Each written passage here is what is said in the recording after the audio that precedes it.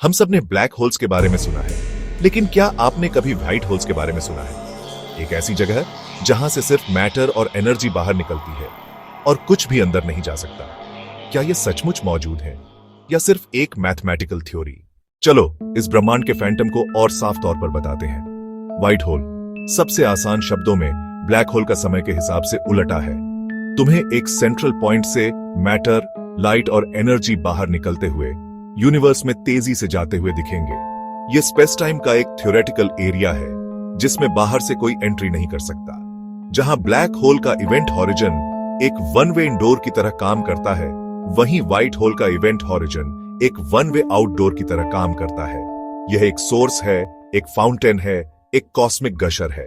यह अजीब आइडिया कहां से आता है, यह समझने के लिए हमें इतिहास के सबसे महान दिमागों में से एक पर वापस जाना होगा, एल्बर्ट आइंस्टीन। आइंस्टीन ने हमें दिखाया कि ग्रेविटी एक ऐसी फोर्स नहीं है जो चीजों को एक साथ खींचती है, बल्कि यह मास और एनर्जी के स्पेस टाइम के फैब्रिक को मोड़ने या घुमाने का नतीजा है। आइंस्टीन ने इस खूबसूरत आइडिया को कॉम्प्लेक्स मैथमेटिकल फॉर्मूलों के एक सेट में समेटा, जिन्हें फील्ड इक्वेशंस के नाम से जाना जाता है।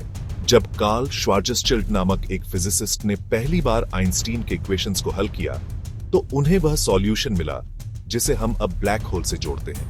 हालांकि अगर तुम उसके सॉल्यूशन के कंप्लीट वर्जन को देखो, तो यह सिर्फ एक ब्लैक होल का वर्णन नहीं करता है। यह एक ब्लैक होल, एक व्हाइट होल और एक पुल से जुड़े दो अलग अलग यूनिवर्स का वर्णन करता है। हमारे यूनिवर्स को कागज की एक बड़ी शीट समझो। एक पॉइंट से दूसरे पॉइंट तक जाने के लिए तुम्हें आमतौर पर कागज की सतह पर ट्रैवल करना होगा। स्पेस टाइम के जरिए यह थ्योरेटिकल टनल एक आइंस्टीन रोजन ब्रिज या एक वर्म होल है। थ्योरी के हिसाब से इस टनल का एंट्रेंस एक ब्लैक होल होगा।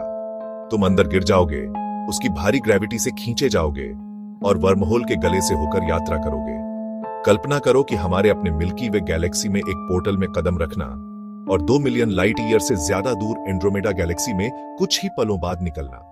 हालांकि इससे पहले कि हम अपने बैग पैक करें, एक कैच है। ओरिजिनल श्वार्ज़स्चिल्ड सॉल्यूशन द्वारा वर्णित वर्महोल अविश्वसनीय रूप से अनस्टेबल है। एक वर्महोल को खुला रखने के लिए तुम्हें नेगेटिव एनर्जी डेंसिटी के साथ एक प्रकार के एक्सोटिक मैटर की जरूरत होगी। जब हम ब्रह्मांड को देखते हैं तो हम समय में पीछे भी देख रहे होते हैं। सबसे दूर की गैलेक्सी से आने वाली रोशनी हम तक पहुंचने में अरबों साल का सफर तय कर चुकी है, और अगर हम इस विचार को उसकी परम सीमा तक धकेल दें तो सारे सबूत रचना के एक ही क्षण की ओर इशारा करते हैं, बिग बैंग। लगभग 13.8 अरब साल पहले हमारे ऑब्जर्वेबल यूनिवर्स में सब कुछ एक अकल्पनीय रूप से गर्म, घनी अवस्था में केंद्रित था। अब एक पल के लिए उस शुरुआती घटना के गुणों के बारे में सोचते हैं।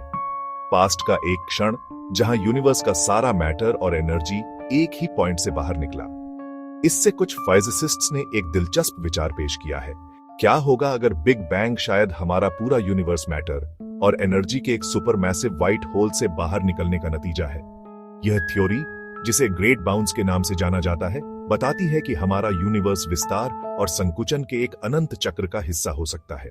लंबे समय तक ब्लैक होल को अनंत जेल माना जाता था, लेकिन 1970 के दशक में स्टीफन हॉकिंग ने जनरल रिलेटिविटी को क्वांटम मैकेनिक्स के साथ मिलाकर हमारी समझ में क्रांति ला दी। उन्होंने दिखाया कि ब्लैक होल पूरी तरह से काले नहीं होते। इवेंट हॉरिजन के पास क्वांटम इफेक्ट्स के कारण उन्हें धीरे धीरे पार्टिकल्स की एक हल्की चमक छोड़नी चाहिए। इसका मतलब है कि ब्लैक होल इवेपोरेट हो सकते हैं। हालांकि एक स्टेलर मास ब्लैक होल के लिए इस प्रक्रिया में अकल्पनीय रूप से लंबा समय लगेगा। हॉकिंग की थ्योरी एक गहरा पहेली पेश करती है, जिसे ब्लैक होल इंफॉर्मेशन पैराडॉक्स के नाम से जाना जाता है। एक स्पेक्युलेटिव आइडिया यह बताता है कि जैसे जैसे एक ब्लैक होल हॉकिंग रेडिएशन के जरिए इवेपोरेट होता है, वह सिर्फ कुछ भी नहीं में गायब नहीं होता। इसके बजाय वह अंततः एक अंतिम छोटे से विस्फोट में एक व्हाइट होल में बदल सकता है, जो सारी स्टोर की गई जानकारी को यूनिवर्स में वापस छोड़ देगा। इतने दिलचस्प थ्योरेटिकल बेसिस के साथ एक स्वाभाविक सवाल उठता है, अगर व्हाइट होल पॉसिबल हैं, तो वे कहां हैं? सबसे महत्वपूर्ण समस्याओं में से एक उनकी अंतर्निहित अस्थिरता है। थ्योरेटिकल स्टडीज बताती हैं कि एक व्हाइट होल असाधारण रूप से अनस्टेबल होगा। कुछ वैज्ञानिकों ने अनुमान लगाया है कि कुछ गामा रे बर्स्ट एक छोटे आदिम व्हाइट होल के आखिरकार फटने के संकेत हो सकते हैं। एक और संभावित सुराग कॉस्मिक माइक्रोवेव बैकग्राउंड से आ सकता है, जो बिग बैंग की हल्की सी चमक है। व्हाइट होल का अस्तित्व ब्रह्मांड के कुछ सबसे गहरे रहस्यों को भी सुलझा सकता है। उदाहरण के लिए डार्क मैटर को ही ले लो। इसके अलावा अगर वर्म होल थ्योरी सही है और व्हाइट होल ब्लैक होल के एग्जिट हैं, तो उनकी खोज क्रांतिकारी होगी। यह दूसरे यूनिवर्स के अस्तित्व के लिए पहला ठोस सबूत प्रदान कर सकता है। हम ब्लैक होल के जाने पहचाने अंधेरे से उसके जुड़वां के चमकीले थियोरेटिकल प्रकाश तक का सफर तय कर चुके हैं। हमने देखा है कि व्हाइट होल उसी मैथमेटिक्स से कैसे निकलते हैं जिसने ब्लैक होल की भविष्यवाणी की थी। वे कॉस्मिक टनल के जरिए कैसे जुड़े हो सकते हैं। लेकिन यह हमें इस पूरी चर्चा पर लटके हुए सबसे बड़े सवाल पर वापस लाता है, क्या व्हाइट होल रियल है या वे आइंस्टीन के इक्वेशंस के मशीन में बस एक खूबसूरत भूत है। एक तरफ उनके खिलाफ मामला मजबूत है, वे थर्मोडायनामिक्स के दूसरे नियम जैसे अच्छी तरह से स्थापित फिजिकल नियमों का उल्लंघन करते हुए लगते हैं। दूसरी तरफ हमें विनम्र होना चाहिए। समय समय पर इतिहास ने हमें दिखाया है कि यूनिवर्स हमारी कल्पना से कहीं ज्यादा अजीब और अद्भुत है। तो हम ज्ञान के चौराहे पर खड़े हैं। व्हाइट होल थ्योरेटिकल फिजिक्स की एक सीमा को दिखाते हैं, जो स्पेस, टाइम और रियलिटी के बारे में हम जो जानते हैं उसकी सीमाओं को आगे बढ़ाते हैं। यूनिवर्स अपने रहस्य फुसफुसा रहा है, और चाहे व्हाइट होल उनमें से एक हो या नहीं, एक जवाब की तलाश हमें ब्रह्मांड की गहरी और ज्यादा गहरी समझ की ओर ले जाएगी। खोज जारी है। व्हाइट होल्स फिलहाल हमारे लिए सिर्फ मैथमेटिकल मिस्ट्री हैं, लेकिन अगर ये सच निकले तो ये हमारी यूनिवर्स की समझ को पूरी तरह बदल सकते हैं। आपको क्या लगता है, व्हाइट होल्स असली हैं या सिर्फ थ्योरी? नीचे कमेंट में बताइए, और वीडियो पसंद आए तो लाइक और सब्सक्राइब जरूर करें।